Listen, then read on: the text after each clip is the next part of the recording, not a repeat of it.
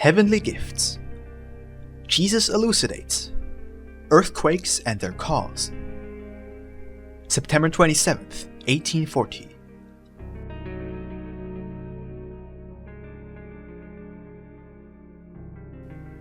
The Lord revealed the following through his servant Jakob Lorber. There are yet still many phenomenons in nature, be it large or small, of which none of the so-called nature scholars have ever dreamt of.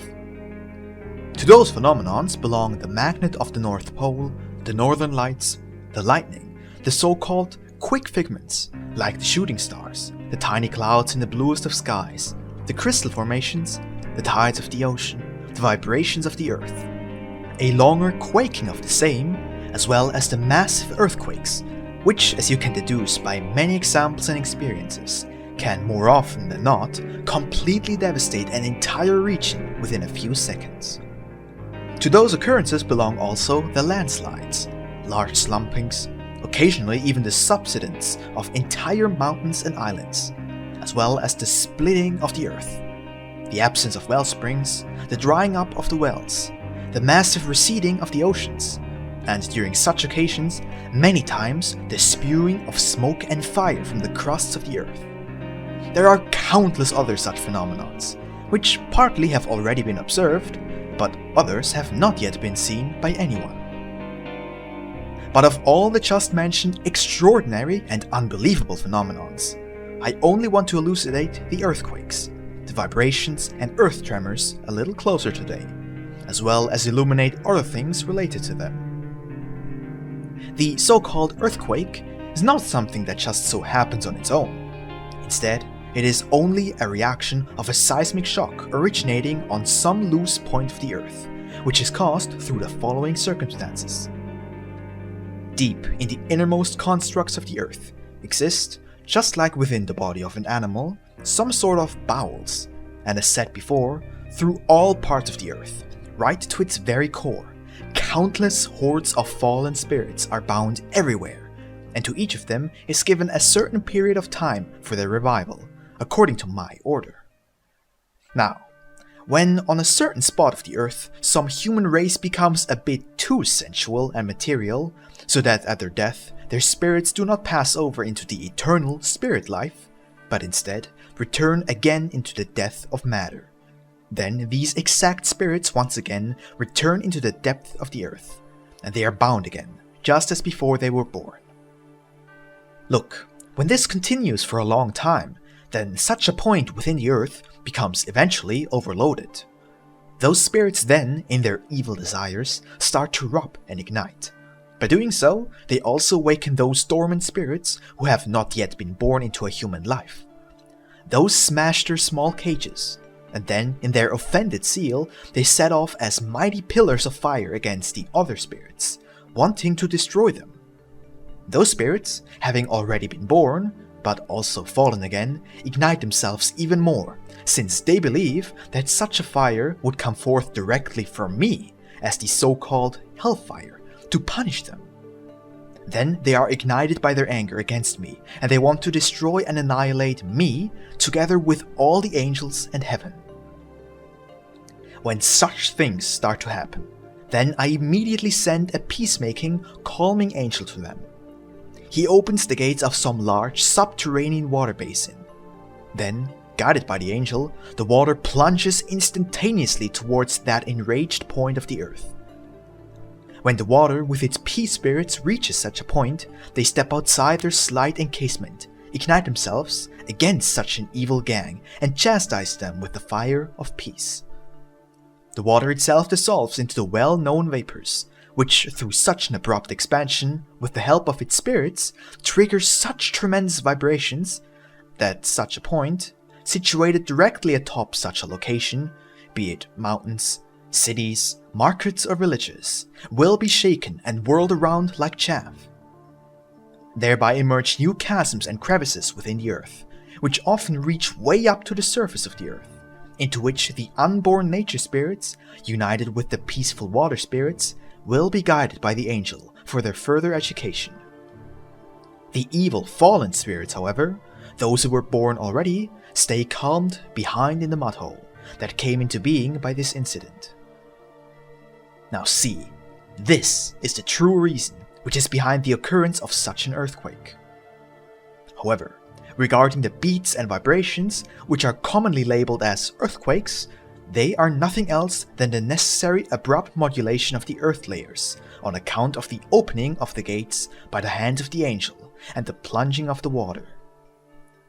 These layers sometimes surround such a basin and occasionally come out of balance, when, for one, through such a higher power, the layers beneath the basin are forcibly divided up to the loose point, and secondly, through the tremendous heavy plunge of the water masses are preserved in a longer-lasting tremor. But regarding the trembling of the earth after such a massive quake, this is the consequence of the withdrawal of the water spirits, together with the unborn spirits, back into the various newly formed chasms and crevices of the earth. Because for this reason, the earth was created, to hold within its bowels a fallen race of spirits, that they might eventually resurge into a free, eternal life, in and out of me. As long as there exists such a rebellious human race somewhere on the earth, so long will these phenomena occur all the more frequently, the more sensual and God-forgetting any human race on the face of the earth becomes. Look, you can clearly see how all of this is true when you look across the face of the earth and observe such occurrences every now and then, in the entire horror of their raging size. For example, the destruction of Lisbon, the ones on the island of Jamaica, as well as the ones around the mountain of Ararat, which have taken place in the exact same way as described above, and which have even reached you a few weeks ago, and not only insignificant traces. Even America has clearly felt the repeated quakes which were caused as follows. When a continual layer of stone or earth extends underground towards such a loose point, such a quake will be propagated over a long distance. In the same way as if you attach many poles to each other, laying them onto an extensive area in a straight line.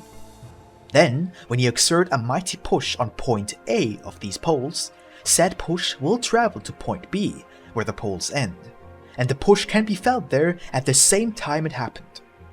In this way, such an earth tremor can be felt very far away, almost at the same time. Even though such perceptions are natural consequences, they should not just be looked at as such. Instead, if they were counterproductive, you could assume that it would be a little thing for me to prevent them. But because they are useful, out of my wisdom and love, they are rather sent as warning messengers to such places, where people know as much about me as the trees in a forest know.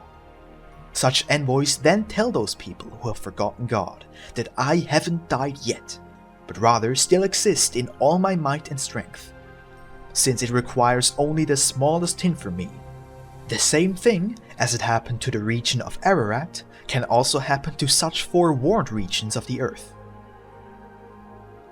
For look, at a depth of barely 120,000 feet, here and there only 12,000 feet, your land, which is called Styria, is subverted through and through with large and very deep basins of water.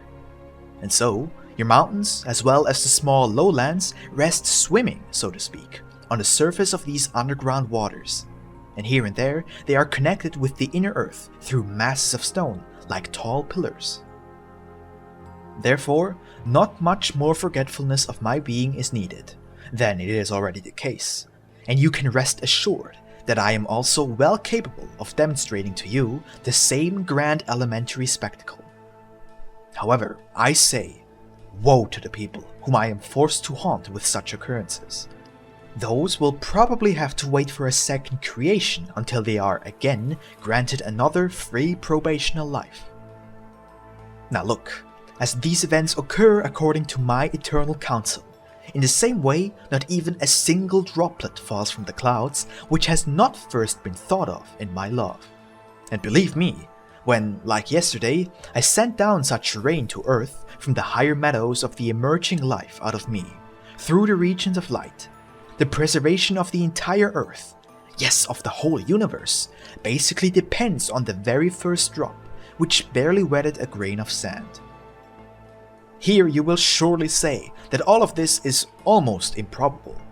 But I tell you, if that droplet had not wetted that exact grain of sand at just the right moment, the bound and wroth spirit within that grain would have shattered the grain, and by doing so would have awakened all the spirits surrounding him to a similar reaction, and those again their neighbors, and so on up until the very last speck of dust on the earth.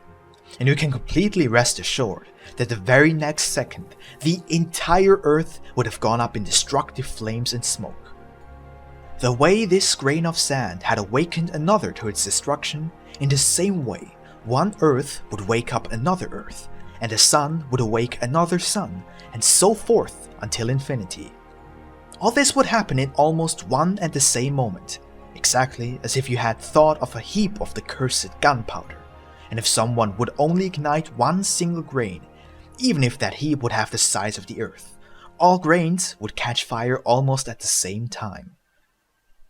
However, what would happen if said gunpowder grain would first be wetted by such a droplet before being exposed to the fire?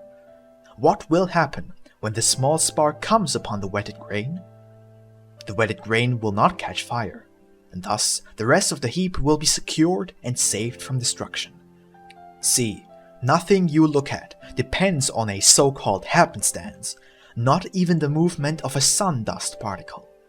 For everything has been carefully calculated and measured by me from all eternity. And if it would be possible for a human being, or even for an angel spirit, to make a little change within it all, and my eternal care would for only one moment not be attentive, you would experience what kind of cataclysm would occur from an untidy turn of only one sun dust particle. But I tell you, the mass center of a central sun in its order depends intimately on the turn of one dust grain, which is not even visible for your eyes. For my order is so well calculated, and my eyes are so accurately riveted on everything, that from the very greatest to the very smallest, everything serves to preserve the other. Now you will ask, why are these gigantic water basins located beneath the mountains and plains, whereby the surface is not one moment secure from sinking down into the very deep floods of such waters? But I say, everything is arranged in such a way that it can endure forever, as long as the willful wickedness of men causes no disturbances in my eternal order, which I am not allowed to prevent, since they originate from the free will of men. And because the free will of only one single human being is more important to me than an entire solar system with all its planets, moons, and comets. And if I would remove the water from these basins, tell me, with what could I then tame and mitigate the great fire in the inner chambers of the earth? Even though such an occurrence, like the one in the region of Ararat, frightens you, on the other hand, it is a blessing for the preservation of the whole. For if it wouldn't happen the way it is described above, the very next moment, instead of the destruction of a small region, the entire earth would suffer a complete annihilation. Therefore, I am the eternal love itself in everything that can touch your eyes and ears. As once the world came into being from the compassion of my love, so it exists within my love, and thus it will, eventually, very gently be dissolved again in my love. And even as the wrath of my divinity is the visible substance of matter, it is still calmed by my love, as long as my order deems it necessary. And so you can rest assured that if some place among 1 million people only one person exists that has recognized me in their love, then this place will remain stable and secure, as if its underground was thick, solid stone, even if it is only as thin as paper. Anywhere, however, where among 1 million people not even one single person can be found who wants to acknowledge me as the most loving sustainer of all the worlds and all creatures, in all these places, not even a diamond crust as thick as a sun will be able to prevent the annihilating necessity of my eternal order. Therefore, understand, if you truly love me, you have nothing to fear, even if the earth should crumble in pieces beneath your feet. Truly, I tell you, even atop the steaming debris of a destroyed world, you would come to know that I am the eternal love and the true, sole good Father to those who have recognized me in the Spirit and in the truth of love in their hearts. Yes, I am telling you, I want to destroy suns and throw the debris of the world about like lightnings and ignite the whole infinity with the fire of my wrath. And yet, not one single hair of those who love me will be singed. For I am always a loving and holy Father to my children. Amen.